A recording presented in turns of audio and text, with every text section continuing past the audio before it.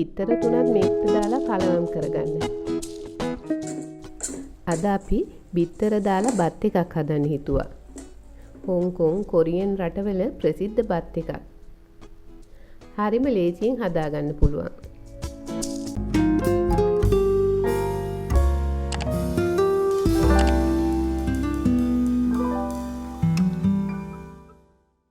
මේකට අපි ගත්තා සුදු ලුණු, ඉඟුරු, සේර, රම්පේ, කරපිංචා, කුරුඳු කරාබු නැටි, කරඳ මුංගු, බීලුණු ගෙඩියක් මේ වගේ ටිකක් ලොකුවට කෑලි කපා ගත්තා.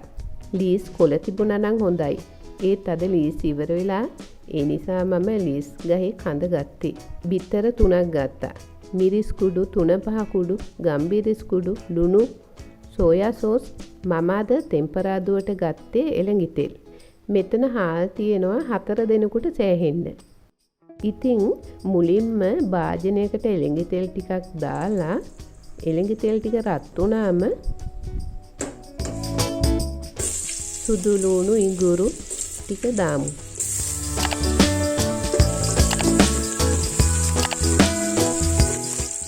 ඒ ටිකක් බැඳුනාම කුරුඳු, කරඳ මුංගු, කරාබු නැටි, කරපිංචා, රම්පේ, සේර මේ ටික දාලා ටිකක් ආයෙත් හැඳි ගන්න ඕනේ. ඊට පස්සේ ලුණු ටික දාගන්න. දැන් නම් හරිම සුවඳයි.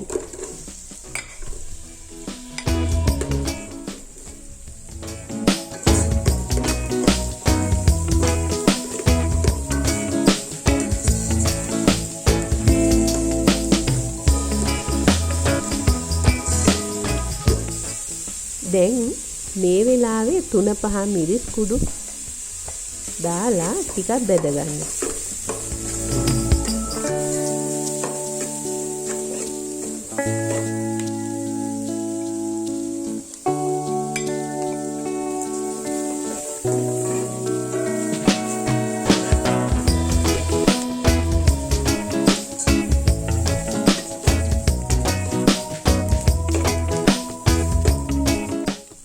අන්තිමට ලුණු කුඩු ටිකක් දාලා කහ කුඩු ටික දාගන්න.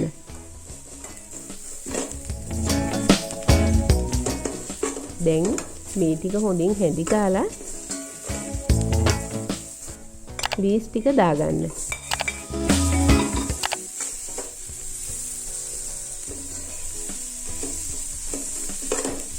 ඒකත් හොඳින් කලවම් කරගෙන වතුර බේරගත්තු හාල් ටික දාලා හොඳින් බෙදගන්න.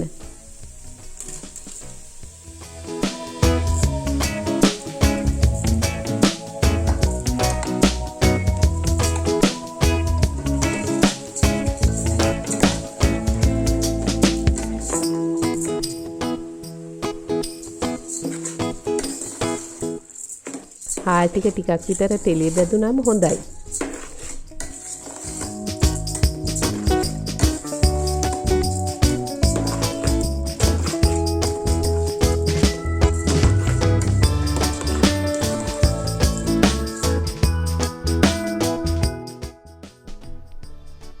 දැන් බිත්තර 3ත් මේකට දාලා කලවම් කරගන්න.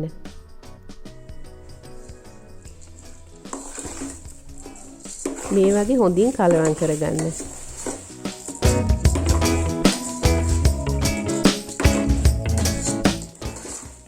සෝයා සෝස් ටිකකුත් එකතු කරගන්න.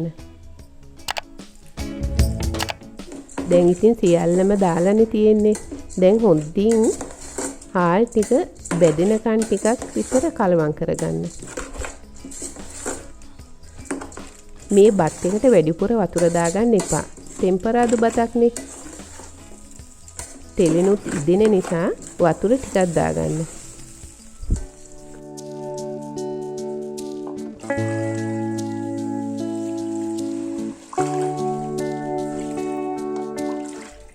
දැන් ගෙවල් වල ඉන්න පොඩි දුවල පුතාලාත් උයන්න පටන් අරන් YouTube වීඩියෝස් බලලා. ඒක හරිම හොඳයි නේද? අම්මලාටත් පහසුයි.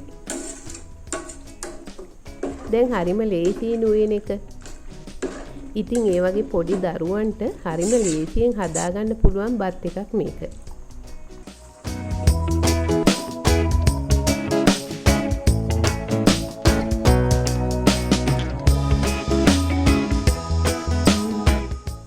හොඳින් වතුර ටික නටාගෙන එන විලාවට ආයෙමත් නැවත බත් එක හැඳි ගාලා ගින්දර ටිකක් අඩු කරගන්න.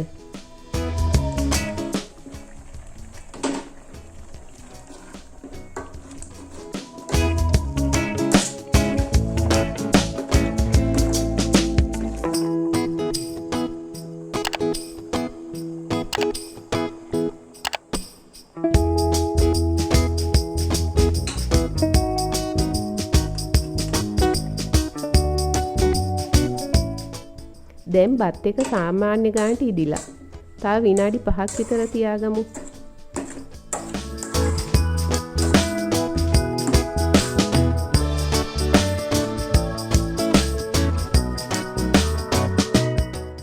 දැන් නම් බත් එක හරි ගානට ඉදිලා. අන්තිමට ගම්බිරිස් කුඩු ටිකක් ඉහලා කූරු ගා ගන්න.